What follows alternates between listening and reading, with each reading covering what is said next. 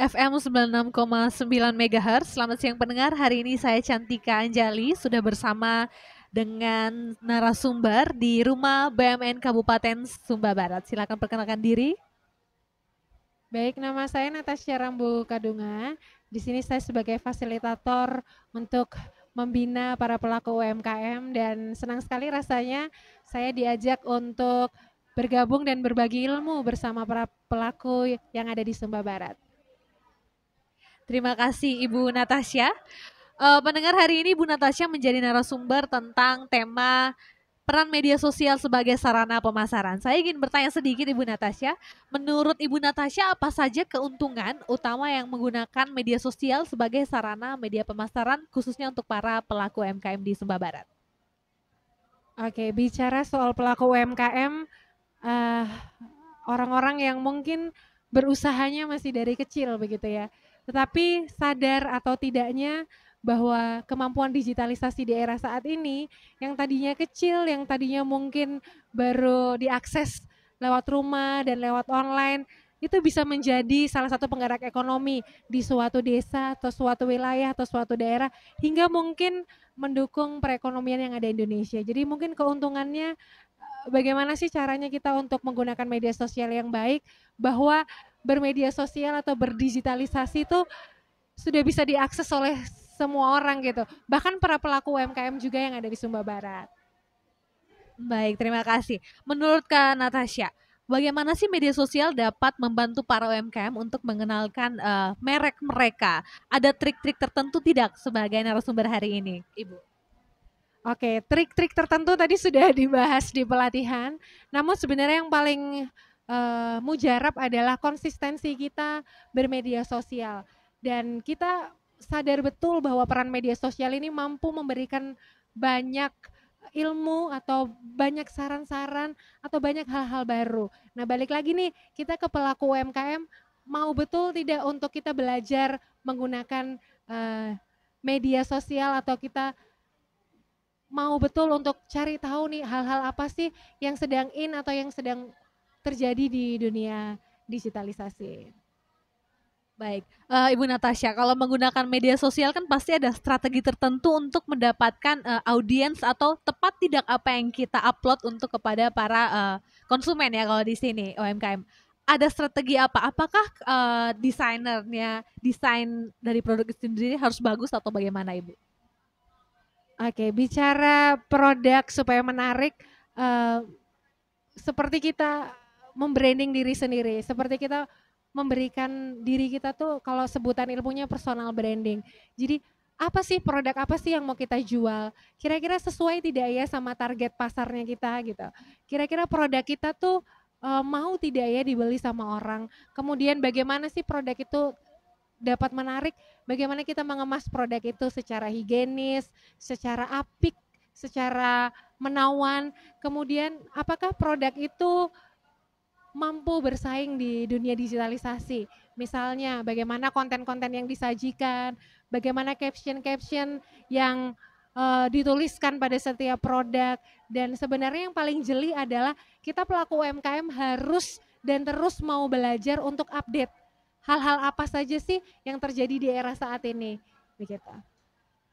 Berarti harus mengikuti perkembangan zaman juga ya Ibu Natasha. Baik, kalau menurut Ibu, bagaimana sih media sosial ini dapat membantu bisnis yang kita punya untuk meningkatkan engagement atau pelanggan dan membangun hubungan lebih kuat dengan para pelanggan itu? Soalnya kalau media sosial tidak ketemu secara langsung Ibu. Oke, justru itu kelebihannya ya, karena kita tidak bertatap muka langsung.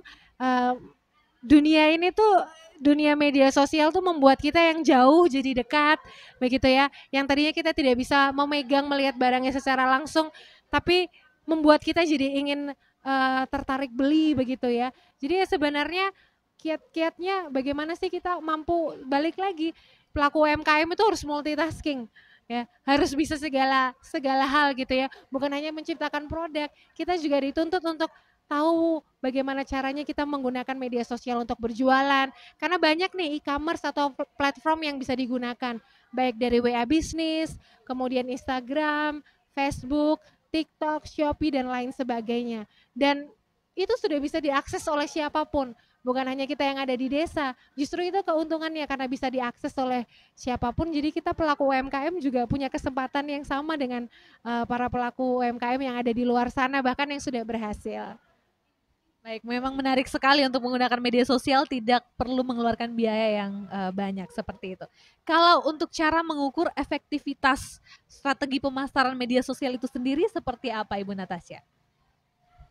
Oke, strategi pemasaran sebenarnya masing-masing dari pelaku usaha tuh punya karakteristik masing-masing. Kalau kita bicara soal strategi pemasaran sebenarnya kita harus punya targeting ya, targeting dalam kita membuat produk, kemudian bagaimana sih caranya kita memasarkan hingga kita istilahnya kita juga harus mampu menerima analisa data. Analisa data tuh datang dari kritik saran, misalnya begitu ya, kritik saran dari pelanggan dan lain sebagainya. Sebenarnya hal-hal ini tuh tidak sulit kalau kita praktekkan, gitu Kak Cantika. Jadi hal-hal yang bisa kita akses luas, silakan ayo kita pelan-pelan mulai praktekkan. Dari kita sudah sadar betul tentang pentingnya media sosial, kemudian kita sudah sadar betul tentang perkembangan zaman, ya action gitu. Produknya ya harus mau diubah lagi, harus mau dikemas lagi secara menarik, kualitasnya harus diperbaharui lagi. Jadi harus mau untuk mengembangkan produk juga. Baik, dan gampang sekali untuk mencari apa ya, misalnya untuk memperbaharui produk tinggal cari di internet Ibu Natasha. Iya, baik. Itu kan tadi keuntungan dan kemudahan kita menggunakan media sosial. Nah, kalau tantangan tersendiri kalau kita memproduk atau menyebarkan produk kita di media sosial itu seperti apa sih? Apa ada tantangan tersendiri tidak? Jelas ya kalau kita bicara tantangan tuh seperti kalau kita lihat buah jeruk kelihatannya manis gitu ya, tapi waktu kita makan ternyata kecut gitu. Sama juga dengan dunia usaha. Namun hal yang paling menarik adalah ketika kita menghadapi tantangan apalagi bermedia sosial ya. Tentunya kan kita berharap nih kalau bisa produknya laku semua gitu. Kita jual satu produk kalau bisa laku semua. Terus kalau tidak laku jadi berhenti. Nah, ini salah satu kunci gagal atau tantangan itu tidak konsisten. Ya, bermedia sosial atau menggunakan media sosial sebagai ladang kita untuk menjual produk kita tuh harus konsisten ya dan jangan baper. Nah, ini tips trik yang mungkin secara ilmunya kayak apa sih tapi ini salah satu trik jitu gitu apalagi kita pelaku UMKM yang ada di desa yang terpenting adalah konsisten, berikutnya jangan baper dan ketiga tuh mau punya inovasi atau inovatif akan produk yang dibuat. Jadi itu aja sih tahu kayak kalau ilmunya panjang ya tapi hal yang paling mudah tantangannya itu karena tidak konsisten aja gitu tidak konsisten terus kalau dapat kritik dari orang lain mudah down terus tidak inovatif nah itu tantangannya sih. Baik, terima kasih Bu Natasha. Nah ini terakhir, apa harapan Ibu Natasha untuk UMKM khususnya di pelatihan hari ini ke depannya dan bagaimana harapannya untuk media sosial ke depannya? Apakah memang kita seharusnya pelaku UMKM itu harus full menggunakan media sosial atau tetap juga membutuhkan apa ya komunikasi secara langsung dengan para konsumen? Silakan Ibu sebagai closing statement. Oke, sebelumnya terima kasih banyak. Sebenarnya ruang-ruang ini adalah salah satu ruang atas akses digitalisasi yang mudah gitu ya diketahui oleh banyak orang. Untuk para pelaku UMKM yang ada di Sumba khususnya, tidak ada yang tidak mungkin yang bisa kita lakukan gitu karena kita sudah punya sumber daya alam yang sangat baik, sumber daya manusianya juga ada. Tinggal bagaimana sih kreativitas kita untuk menemukan kira-kira produk-produk kita mampu bersaing tidak sampai ke mancanegara.